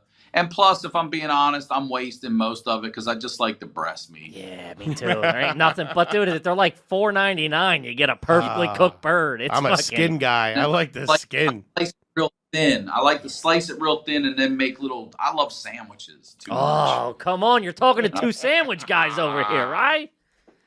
Well, you put some chips on that sandwich? You a chip on the sandwich guy? I am. I'm fries on the burger, chips and pretzels on the salad. I like that crunch. Oh, chips and pretzels? Well, I didn't mean to get. Holy shit, pretzels on a sandwich. Oh, yeah, dude. I do turkey and cheese with a little bit of hers pretzels on there. Good fucking night. Oh, I know what I'm doing tonight. That's exactly it. Turkey and cheese or ham and cheese with some pretzels on top. It's fantastic. Dude, ain't nothing better. It's like panko breading, you know what I mean? A little bit of zest for you. It is. Good crunch, little salt. Delicious. It's the salt that does it, man. I love it. All right, I got one. Now, I assume a gentleman such as yourself would not partake in any kind of business such as this, but I have to ask the questions, so if I offend, I apologize. But when was the last time, or have you ever paid with anything with a money order? Yeah, it's been a minute, but I feel like when I first moved to California, when I got an apartment, they made you get a money order back then. All right, yeah, that's okay. Shit like that, but I've never paid for something outside of like some sort of registration or application with a money order. No. All right, you're not dropping the rent off or the mortgage off in a fucking money order from 7-Eleven. Yeah, me either. Shout out to my landlord. And just to follow up to that. I think this is garbage. I think Kevin disagrees with me. But are you a cash back guy? Will you get cash back when you make a purchase? What do you mean actually at the register? Yeah. Only if I need it. I try not to use cash as much these days because I'm just using my card for points and bullshit for travel and all that crap. So I try not to dick with cash, but these days with that coronavirus, I've been doing things like haircuts and, people like to work a little bit of cash these days. Yeah, cash is king. Cash. I feel like I'm in the 20s again. You know what I mean? Whacking everybody off with a couple of fajoles and keep it moving. Cash and gold, baby. I like that. All right.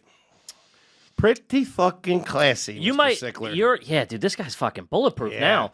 You're like you say you grill a lot. We're not grilled guys. We rented a house a couple of weeks ago upstate, and I was the grill guy, and I don't know what I'm doing. What's the classiest kind of grill? Is it charcoal or propane? And what do you got? What's the way in here? If you're a purist, then charcoal is definitely the way to go. But I live in an apartment here in LA. I can't have a charcoal grill, so it's got to be propane. But there's nothing like just the smell and the taste of something that comes off those hot coals. Done right, man. It's fucking A-okay. See, I would say that's more garbage. That propane is classier because when I think of charcoal, I think of the couple of times that we went out to like some kind of function at a public park, and they have like the ready-made grills at public parks sometimes. I always looked at people that were grilling out there with charcoal like they were fucking trash. Well, two things. They are trash. but they're trash that doesn't have a grill. So Yes, they're just out there exactly. using what they can. You know what I'm saying? They're doing what they can. But propane, it's just it's cheating, I guess. If you're gonna heat those coals, you got to heat them up right. You got to get them nice and white. Also, charcoal. Plus, most people treat it like trash. They spray a gallon of fucking lighter fuel on top of the shit and then blast that motherfucker. It's fun. That's fun for trash. Fireworks and things like that. Trash are big into fireworks. Are you into fireworks? I like fireworks.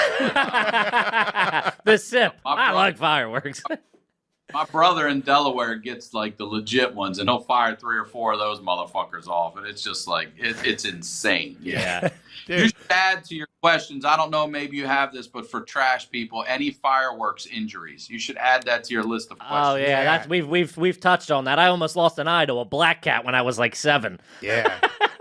I caught some shrapnel. It was the oldest trick in the book. Oh, I lit it. The fuse went out. All of a sudden, the fuse is back on, and my buddy Johnny's holding. He gets a hot potato at that point, and I was the loser. What was it this year? I know it was the pandemic, but did they loosen up the laws on fireworks? Because I feel like every night in New York, it was like the Bay of Pigs. Yeah, it was bad, dude. It was.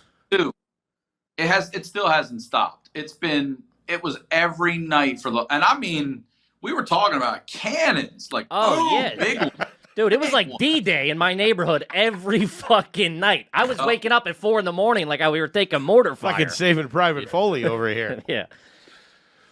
Holy shit. All right, we just got a couple more questions. We're going to get you out of here. This has been absolutely fantastic. Kippy, what do you got? Do you have any pets now? Yes. This could make or break you. It's with my daughter's mom, and my daughter over there is the cat, who I've never been a cat guy, but this fucking cat, I love this fucking cat. This cat's like every woman in my life. Sees me, runs over, cuddles me, wants me to pet, and then after a while just turns on me, bites the fuck out of me, claws me, makes me bleed, and then comes back 5 minutes later. Yeah. I can't fuck with them. But people that say that, it's always a guy, it's always somebody. I'm not a cat guy, but they get one that they end up liking. She got me.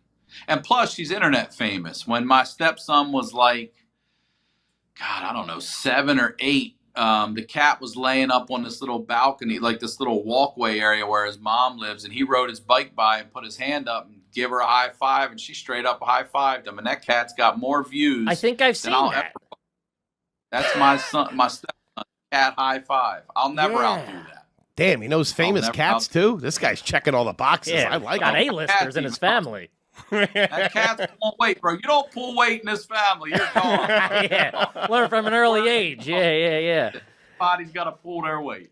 Fucking wide receivers and cool cat tricks. I like it. I always thought it was trashy, though. Remember when you were a kid and on the news at the end, they would show like the squirrel that could surf?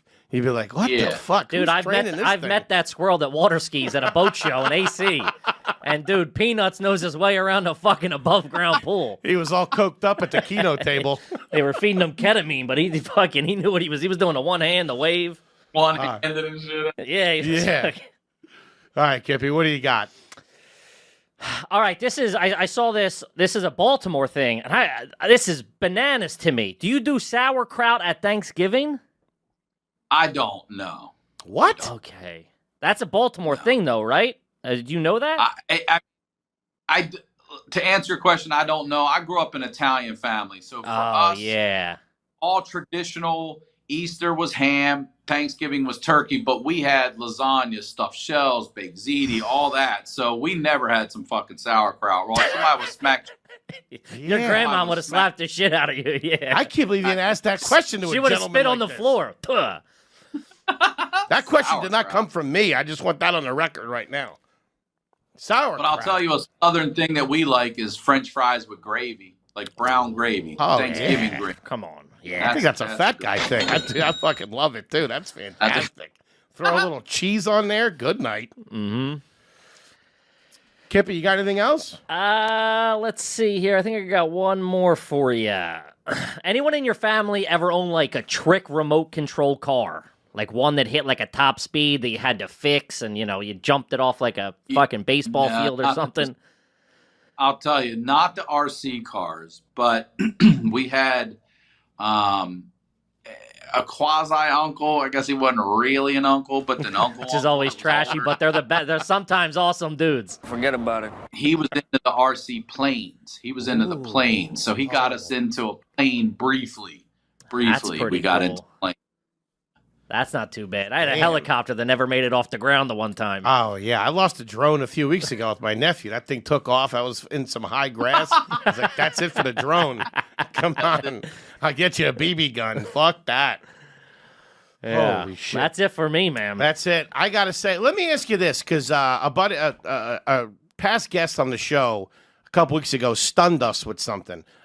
Comedian Shane Torres asked us the question. So I'm going to pass that question on to you just to close out. Now, you're all class in my book, but what would you say is the classiest thing that you do? Does anything stick out in your mind? That you try to make a point to do, or, you know, something that you're like, I'm treating myself with this type thing? I'm being a dad. You know, my dad was a great dad, but I only got him for a short amount of time. So I'm trying to do what I can to make sure my ass sticks around so I can be, you know, here and you know, enjoy my kids. This guy's fucking aces. Holy Jesus shit. Christ. What a fucking answer. If I get married, will you be my best man? Yeah, right? I just want to hear the speech. Fucking not a dry eye in the house when Sickler gets done. That was a fucking Keanu And he Reeves knows answer CPR right for there. when you croak. That's fucking smart. You got a better chance of living than dying with me, though. Yeah, dude, this guy's putting up solid fucking numbers. Hey, dude, first of all, he's a gem of a fucking guy.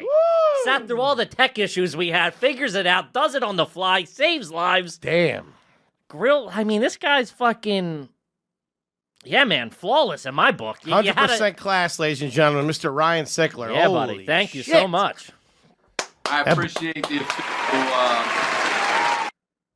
bullying here. I appreciate it. Thank you for the crowd work, too. Of course, brother. Now, is there anything you want the folks out there to know before we let you get out of here? Just make sure you subscribe to my podcast, The Honeydew. Go over to ryansickler.com, thehoneydewpodcast.com. Follow me on social media at Ryan Sickler. It's all there. And, yeah, that's it. Buddy, thank you so Awesome. much. Thank Kippy, you what so do you got much. for him? Yeah, guys, same thing. Just make sure you rate, review, subscribe on iTunes. Full video available on YouTube. You can subscribe there as well. And if you want a gas digital subscription, use promo code AYG. Get a free trial. Get all the bonus, the live streams, the chat. You get the episodes before they come out. And plus, we get to wet our beaks a little bit. You know what I mean? A couple of bucks in Kippy and Foley's pockets. Yeah, a little bit of cash. You know what I'm saying? Yeah. Gang, thank you so much. Mr. Sickler, thank you again, buddy. All class. I'll tell you that right now. Thank you both. Seriously, I really appreciate you having me. Sorry about all that tech stuff at the top. Nah, no buddy, worries. thank you You're so a gem. much. Yeah, Guys, man. we will see you next week. Peace.